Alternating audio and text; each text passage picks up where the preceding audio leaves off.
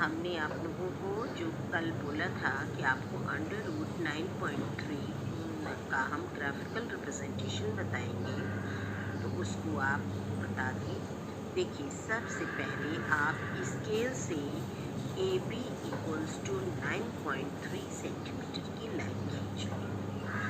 उसके बाद BC = 1 centimetre और बढ़ाइए।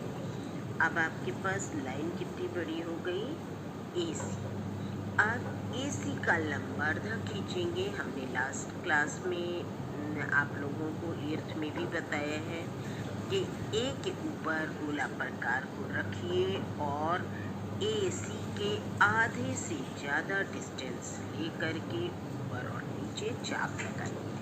जैसे देखिए इस तरीके से, जैसे A के ऊपर आप रखिए और रखकर ऊपर और नीचे चाप लगाइए।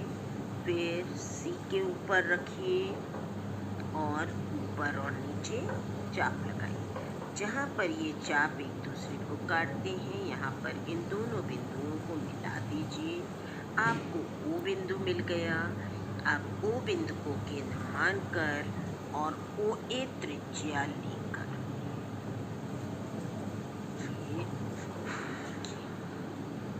इस तरीके से आपने ये देखिए ये OA त्रिज्या से आपने इस तरह से एक अर्धवृत्त खींच लिया।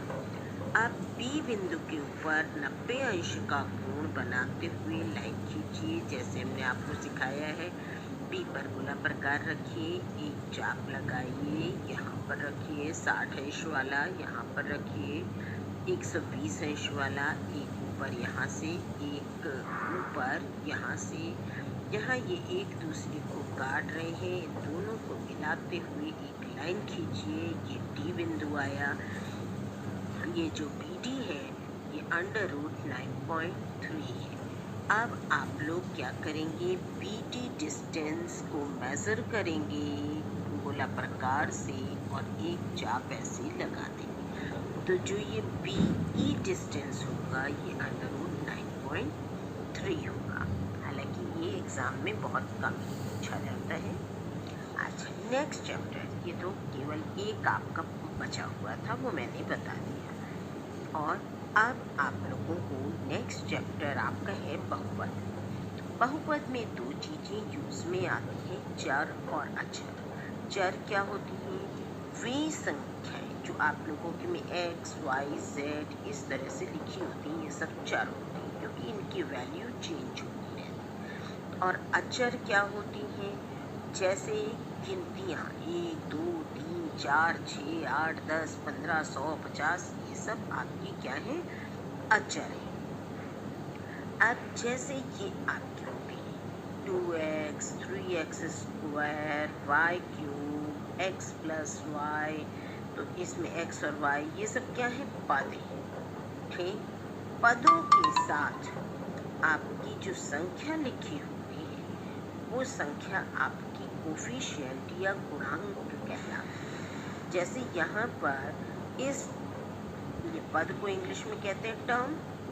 इस टर्म का कोफिशिएंट या गुणांक है तो इसका है d। अब जैसे यहाँ पर आइए, ये 2, -5, 7 इन सब के साथ XYZ कुछ नहीं है, तो इस तरह के पदों को हम अचर बहुपद कहते हैं। और अचर बहुपद को हम ज़ीरो पॉलिनोमियल या शून्य बहुपद भी कहते हैं। तो देखिए, बहुपद होने की कंडीशन क्या होती है? पहली बात तो बहुपद होने के लिए जो x और y यूज़ हो रहे हैं, इन सब की जो घात हो वो घात पूर्ण संख्या में हो, यानी 2/3, 3/4, 1/2 इस तरह से नहीं होनी चाहिए, निगेटिव नहीं होनी चाहिए। ठीक है।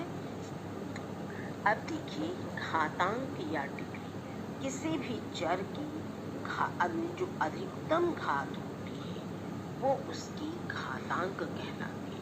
जैसे यहाँ x⁵ माइनस x⁴ प्लस 3 की घात 5 होती है। ठीक है, तो ये आपकी घात है।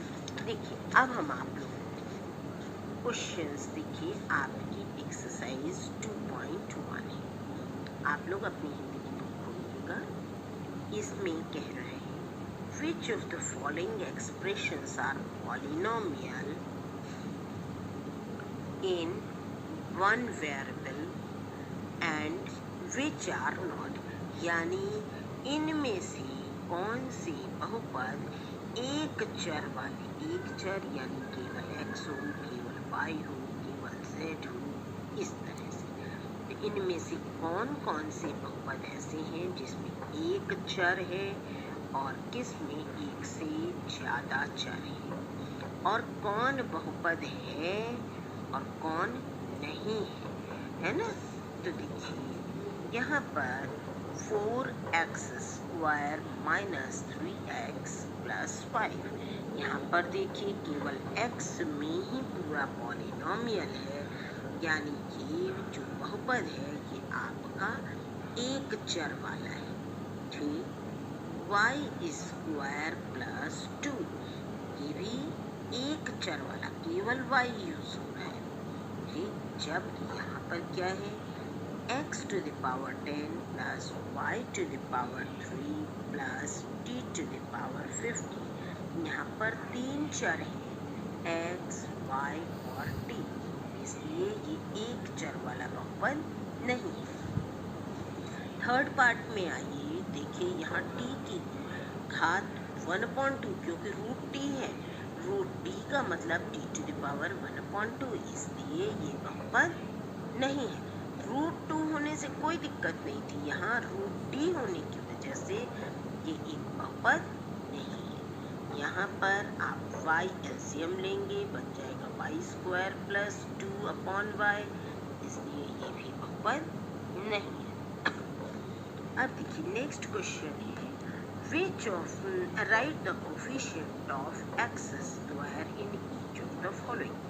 यहाँ पर क्या है ये क्वेश्चन आपका 2 plus x square plus x square के साथ कोई संख्या नहीं है। आपको बहुत पहले से बता रहे हैं जब कोई संख्या नहीं लिखी होती तो वहाँ 1 होता है, यानी एक्स स्क्वायर का कोफिशिएंट यहाँ हुआ 1। 2 minus x square plus x cube, यहाँ एक्स स्क्वायर के साथ कोई संख्या नहीं है, 1 हुआ, लेकिन साइन यहाँ माइनस है, इसलिए इसका कोफिशिएंट क्या हो गया -1। यहाँ पर क्या है π/2 एक्स स्क्वायर प्लस एक्स, यानी एक्स स्क्वायर का गुणांक क्या हो गया π/2। यहाँ पर √2 x -1, यहाँ पर एक्स स्क्वायर है ही नहीं, तो इसका कोफिशिएंट क्या हो गया 0। नेक्स्ट, इसको अपने मन से कोई भी कर सकते हैं। कह रहा है कोई बाइनोमियल, देखिए आपके इसमें अभी डिटेल में नहीं आया, हम आपको बताएं मोनोमियल, बाइनोमियल, ट्राइनोमियल क्या चीज़ें। मोनोमियल यानी एक पदी, आपको बता चुके हैं, जिसमें एक पद होता है वो एक पदी, जैसे 3t r स्क्वायर 7x3, इसमें केवल एक ही पद है, तो ये क्या है एक पदी। ठीक, लेकिन द्विपदी कौन से होते हैं, जैसे ये एक्स स्क्वायर प्लस एक्स, ये है द्विपदी, और त्रिपदी जैसे ये। अब यहाँ पर कह रहा है बाइनोमियल, यानी दो पद हो और डिग्री कितनी हो 35। आप कुछ मत करिए, सीधे सीधे x to the power 35 plus 2 कर दीजिए। x to the power 35 होना जरूरी है, उसके साथ कुछ भी लिख दीजिए, x to the power 35 plus x, ये आपकी चॉइस है, आप जो भी चाहिए। And a monomial of degree 100, monomial यानी एक ही पद हो, एक पदी, यानी x to the power 100, कोई दिक्कत नहीं। अच्छा, अब क्या है यहाँ पर right the degree of each of the following polynomial. यहाँ x की मैक्सिमम घात कितनी है 3, इसलिए इसकी डिग्री हो गई 3। यहाँ y की मैक्सिमम घात 2, डिग्री हो गई 2। यहाँ t की मैक्सिमम घात है 1, डिग्री हो गई 1। यहाँ पर तो चर है ही नहीं, यानी डिग्री हो गई 0। Classify the following as linear, quadratic and cubic, यानी जिसकी घात 1 हो लीनियर रैखिक, जिसकी घात 2 हो क्वाड्रेटिक और जिसकी घात 3 हो क्यूबिक। यहाँ पर इसकी घात कितनी 2 है, ये क्या क्वाड्रेटिक। घात है मैक्सिमम वाली 3 यानी ये है क्यूबिक। घात है मैक्सिमम वाली 2 यानी ये है क्वाड्रेटिक। यहाँ पर घात है मैक्सिमम वाली 1 यानी ये है रैखिक। यहाँ पर घात है 3 क्यूबिक, घात है 2 क्वाड्रेटिक और यहाँ घात है 1 गया लीनियर। एक क्वेश्चन आप लोग सोचिएगा, एक्स वाई की घात क्या होगी और एक्स स्क्वायर वाई की घात क्या होगी। Thank you.